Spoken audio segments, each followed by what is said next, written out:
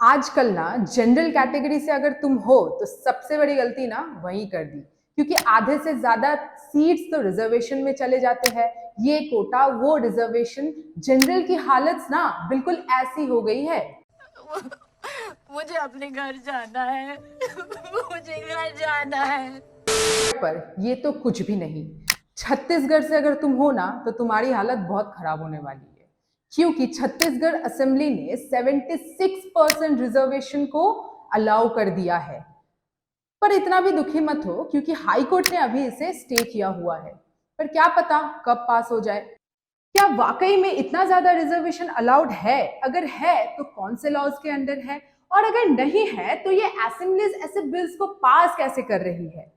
आज मैं आपको बताऊंगी इसकी पूरी story in the light of our Indian constitution and Indian judiciary.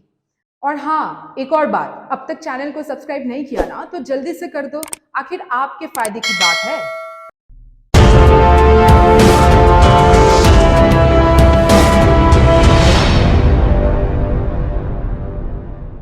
चलिए सबसे पहले समझते हैं कि आखिर ये रिजर्वेशन होता क्या है। कुछ classes of education, government service और लेजिस्लेशन में हमारे सोसाइटी के कुछ सेक्शन के पीपल को अलग से एक्सेस दी जाती है। इस चीज को पॉजिटिव डिस्क्रिमिनेशन बोला जाता है। ये चीज हमारे कॉन्स्टिट्यूशन के थ्रू अलाउड है और इसे गवर्नमेंट पॉलिसी के थ्रू एप्लीकेबल किया जाता है। हमारे कॉन्स्टिट्यूशन के अंदर रिजर्वेशन सिस्टम के दो मूल उद्देश्य है।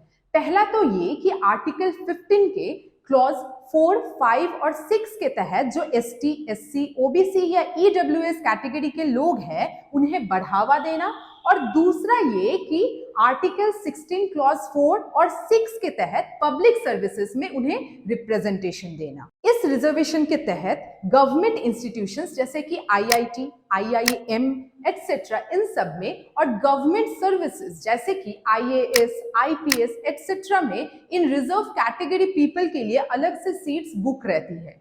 2019 में कॉन्स्टिट्यूशन के 103rd अमेंडमेंट के बाद से एक नया कोटा बन गया है, ईडब्ल्यूएस कोटा।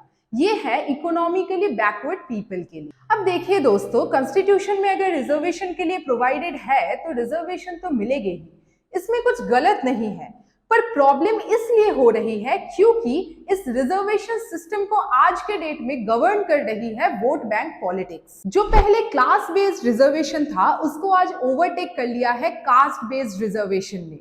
गवर्नमेंट रिजर्वेशंस इस तरीके से कर रही है जिससे उनको फायदा मिले। जिस जगह पे या स्टेट पे देखा जाता है कि किसी पर्टिकुलर कम्युनिटी या फिर कास्ट के लोग ज्यादा रहते हैं, वहां पे वो लोग उसकी रिजर्वेशन कर देते हैं और उसी कास्ट के पीपल को जो है रिप्रेजेंटेटिव इलेक्शन में खड़ा भी कर देते हैं।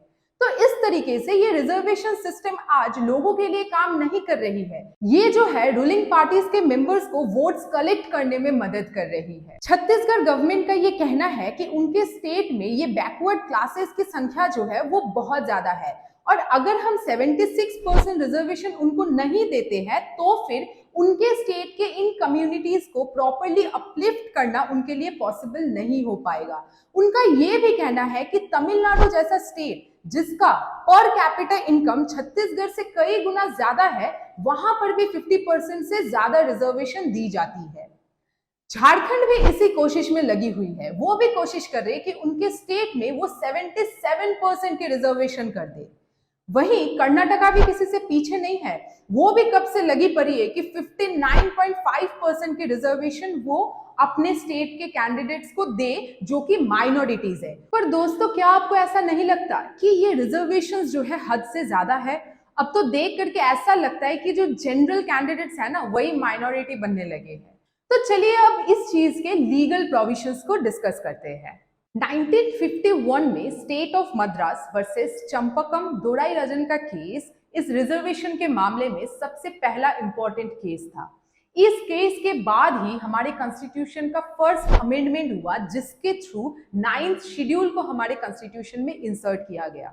9th शेड्यूल के अंदर सेंटर और स्टेट के कुछ ऐसे लॉज आते हैं जिन्हें हम कोर्ट में चैलेंज नहीं कर सकते। ये लॉज मेनली प्रोग्रेसिव लॉज है। इसमें मेनली आते हैं लैंड रिफॉर्म्स लॉज और साथ में एजुकेशन, एंटी डिफेक्शन, ये सब लॉज। इन लॉज को कोर्ट के परव्यू से बाहर इसलिए रखा गया ताकि इन प्रोग्रेसिव लॉज को बिना किसी रोक टोक के इम्प्लीमेंट किया जा सके। पर इस शेड्यूल के अंदर जो लॉज है ना, उनको क्रिटिसाइज किया जाता है कि कई बार ये लॉज अनकॉन्स्टिट्यूशनल भी होते हैं और फंडामेंटल राइट्स के वायलेटिव भी होते हैं। इस कारण 1978 में article 340 of the Indian constitution के तहत प्रेसिडेंट ने एक बैकवर्ड क्लास कमीशन अपॉइंट किया बीपी मंडल के चेयरमैनशिप में। इसको हम मंडल कमीशन के नाम से जानते हैं। इस कमीशन का काम यही था कि वह क्राइटेरिया डिटरमाइन करे कि इंडिया में जो सोशली और एजुकेशनली बैकवर्ड क्लासेस के लोग होंगे, आखिर वो कौन होंगे। उनका रिपोर्ट ये था कि इंडिया में approx 52% of people backward classes के हैं, तो 27% अगर हम गवर्नमेंट जॉब में उनको रिजर्वेशन देते हैं तो ये काफी होगा। उन्होंने 11 इंडिकेटर्स डिटरमाइन करे जिससे कि हम सोशली और एजुकेशनली और इकोनॉमिकली बैकवर्ड लोगों को आइडेंटिफाई कर सके। उन्होंने हिंदू और नॉन हिंदू दोनों ही कम्युनिटीज के क्लासेस को लिस्ट किया। इसके बाद 1963 में R Balaji and others versus state of Mysore में ऑर्डर इशू हुआ था कि ब्राह्मण कम्युनिटी को छोड़कर सारी कम्युनिटीज ही एजुकेशनली और सोशली बैकवर्ड है, इसलिए 75% सीट्स की रिजर्वेशन होनी चाहिए। आर्टिकल 15 क्लॉज 4 ये कहता है कि स्टेट अगर चाहे तो वो सोशली और एजुकेशनली बैकवर्ड क्लासेस सिटीजन्स के लिए स्पेशल प्रोविजंस बना सकती है, जो कि है शेड्यूल कास्ट और शेड्यूल ट्राइब्स। इस ऑर्डर पर सवाल उठा article 32 of the Indian constitution के स्कोप। सुप्रीम कोर्ट ने इस ऑर्डर को स्ट्राइक आउट करते हुए ये कहा कि ये जो आर्टिकल 15 का क्लॉज 4 है, ये एक एक्सेप्शन है आर्टिकल 15 क्लॉज 1 और 2 का, जो किसी भी तरह के discrimination on the grounds of race, caste, sex, religion या फिर प्लेस ऑफ बर्थ को प्रिवेंट करता है। आर्टिकल 15 क्लॉज 4 में बैकवर्डनेस का मतलब है जो सोशली और इकोनॉमिकली दोनों ही क्लासेस के बेसिस पर डिस्क्रिमिनेशन नहीं किया जा सकता, क्योंकि भले ही जो हिंदूज है वो कास्ट में बिलीव करते हैं, पर जो क्रिश्चियन, जैन या फिर मुस्लिम कम्युनिटीज है उनमें कास्ट सिस्टम नहीं होता। इस हिसाब से ये काफी बुरा जजमेंट है। तीसरा ये कि आर्टिकल 15 का क्लॉज 4 में रिजर्वेशन करना है तो वो रीजनेबल होना चाहिए। इससे जो है आर्टिकल 15 का क्लॉज 1 डिफीट नहीं होना चाहिए। वैसे तो रिजर्वेशन की एग्जैक्ट परसेंटेज प्रिस्क्राइब नहीं किया जा सकता, पर 50% से कम ही होना चाहिए, इसी को स्टैंडर्ड माना गया है। चौथा ये कि आर्टिकल 15 का क्लॉज 4 के अंडर एग्जीक्यूटिव डिसीजन ले सकती है, जरूरी नहीं कि लेजिस्लेशन ही इस रिजर्वेशन के मामले में डिसाइड करे।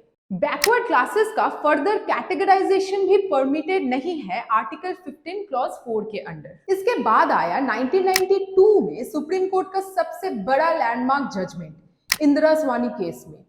सुप्रीम कोर्ट ने 27% बैकवर्ड क्लासेस कोटा को अपहेल्ड किया, पर गवर्नमेंट की एक नोटिफिकेशन आई थी कि 10% government jobs for economically backward classes among higher castes को स्ट्राइक आउट कर दिया।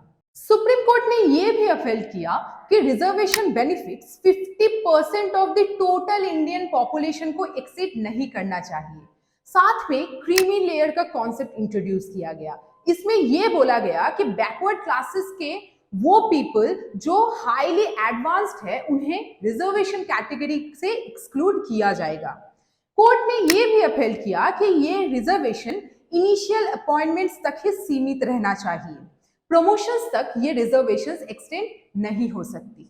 पर इसके बाद 77th अमेंडमेंट आया 1995 में और क्लॉज 4A इंसर्ट कर दिया गया आर्टिकल 16 में, जिससे अब गवर्नमेंट प्रमोशंस में भी रिजर्वेशन देगी। सब्सिक्वेंटली और भी अमेंडमेंट्स आते गए। 85th अमेंडमेंट 2001 के थ्रू क्लॉज 4A को मॉडिफाई कर कहा गया कि SC एंड ST कैंडिडेट्स को सीनियरिटी देनी पड़ेगी, यानी किसी जॉब के टॉप पोजीशन तक अब उनके लिए रिजर्वेशन रहेगा। इसके बाद 81st अमेंडमेंट एक्ट 2000 से आर्टिकल 16 क्लॉज 4B के तहत स्टेट्स के पास पावर आई है कि किसी साल अगर अनफिल्ड वैकेंसीज रह जाती है तो अगले साल उसे फिल किया जा सकता है, जिससे 50% रिजर्वेशन वाली कैप जो है वो नलिटी हो जाती है। आर्टिकल 330 के तहत पार्लियामेंट में और आर्टिकल 332 के तहत स्टेट लेजिस्लेटिव असेंबलीज में एसटीज और एससीज के लिए स्पेशल रिजर्वेशन है। इसके बाद आर्टिकल 243 डी कहता है हर पंचायत में एसटी एससी रिजर्वेशन होना जरूरी है। इसके अलावा आर्टिकल 233 टी कहता है हर म्यूनिसिपैलिटी में भी एसटी एससी रिजर्वेशन रहेगा। इसके अलावा आर्टिकल 335 है जो कहता है एडमिनिस्ट्रेशन को इफेक्टिव बनाने के लिए एसटी एससी को भी साथ लेकर चलना होगा। पर इन सब रिजर्वेशंस की प्रॉपर रेगुलेशंस नहीं हो पा रही थी, जिस वजह से ये प्रॉब्लम्स आ रही है। इसीलिए सुप्रीम कोर्ट ने 9th शेड्यूल के कई सारे प्रोविजंस को स्ट्राइक आउट कर दिया, ये कहते हुए कि वो बेसिक स्ट्रक्चर डॉक्ट्रिन को वायलेट करता है। बेसिक स्ट्रक्चर यानी हमारे कॉन्स्टिट्यूशन के वो प्रोविजंस जिन्हें हम कभी भी चेंज या अमेंड नहीं कर सकते हैं। कॉन्स्टिट्यूशन के 96th अमेंडमेंट के बाद ये भी स्टेट किया गया कि 24 अप्रैल 1973 के बाद से 9th शेड्यूल में अगर कोई भी लॉज ऐड होते हैं तो उन्हें हम फंडामेंटल राइट्स के वायलेशन के ग्राउंड पे चैलेंज कर सकते हैं। इसी तरीके से इंडियन जुडिशियरी काफी कोशिश में लगी है कि वो रिजर्वेशन पॉलिसीज को प्रॉपर्ली रेगुलेट कर पाए, और वहीं दूसरी तरफ हमारे स्टेट लेजिस्लेटिव असेंबलीज और पार्लियामेंट्स लगी पड़ी है कि कैसे इस रिजर्वेशन के स्कोप को और ज्यादा बढ़ाया जा सके। ये चीज काफी कंट्रोवर्शियल है क्योंकि जब इस रिजर्वेशन के पॉलिसी को हमारे कॉन्स्टिट्यूशन में बनाया गया था तब कंडीशन यही था कि 10 साल बाद हम इसको रिव्यू करके देखेंगे कि अब इसकी जरूरत है भी या नहीं। पर आज इंडिपेंडेंस के इतने सालों बाद हमारी गवर्नमेंट ये ट्राई कर रही है कि रिजर्वेशन दे देकर वो लोगों को अपलिफ्ट करे। और दोस्तों, इस विषय पे मेरी राय ये है कि अब गवर्नमेंट को वोट बैंक पॉलिटिक्स को छोड़कर ओवरऑल एक ट्रू वेलफेयर की कोशिश करनी चाहिए गवर्नमेंट को। ये नहीं कि जबरदस्ती का रिजर्वेशन करते रहे या फिर जिनको जरूरत नहीं है उनको भी बेनिफिट्स मिलता रहे। प्रॉपर एग्जीक्यूशन बहुत ही ज्यादा जरूरी है इस मैटर पे। आपके इस विषय पे क्या राय है हमें कमेंट्स पे जरूर लिखिएगा। और हाँ, अगर वीडियो पसंद आई हो तो लाइक, शेयर और सब्सक्राइब करना ना भूलें। Thanks for watching.